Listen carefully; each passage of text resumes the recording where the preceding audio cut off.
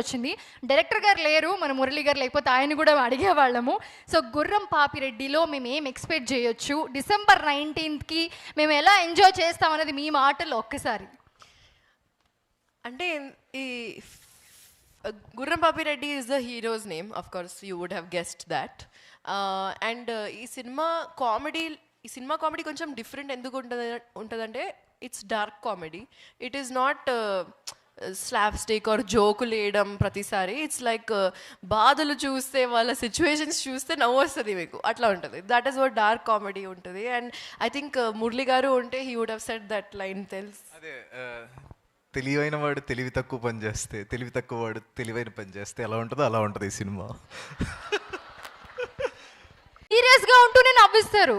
So బాగుంటుంది మీ character choose చేసుకోవడం. So ఈ దీంట్లో గుర్రం పాపిరెడ్డిలో ఎలా ఉండబోతుంది, అండ్ దీని తర్వాత ఏమన్నా మేము డిఫరెంట్గా మిమ్మల్ని ఎక్స్పెక్ట్ చేయొచ్చా? అంటే ఫైటింగ్ చేసే యాక్షన్ సినిమాల్లో అలా. నాకు బేసిక్గా నా పర్సనల్ ఏంటంటే నాకు అడ్వెంచర్ ఫిల్మ్స్ చాలా ఇష్టం. ఒక్క స్క్రిప్ట్ కూడా రాలేదు ఇప్పటి వరకు అడ్వెంచర్ ఫ్యాంటసీ మీద. అడ్వెంచర్ ఇప్పుడు మిమ్మల్ని అక్కడ తీసుకెళ్ళి అక్కడి నుంచి దూకేసి లైక్ నాకు యాక్చువల్గా ఆడియన్స్కి ఎపిక్ లా చూపించాలనిపించింది. సినిమాలు ఎప్పుడు ఎపిక్ లా ఉండాలి. If it is getting release, teaser trailer చూస్తే ఇన్స్టా కూడా చూడక్కర్లేదు. They have to directly. So దీని తర్వాత అయితే మీకు అన్ని అడ్వెంచరస్ మూవీసే వస్తాయి I hope it should come. అదే ఎందుకులే ఆ movie. But next year I'm giving one, I think it's epic film. It's working title is enchanted. I think you people will like it. మేము ఆల్మోస్ట్ సహారా డెజర్ట్లో ఆఫ్రికాలో we did 75 days of shoot there. ఒక్క మనిషి ఉన్నాడు 75 days.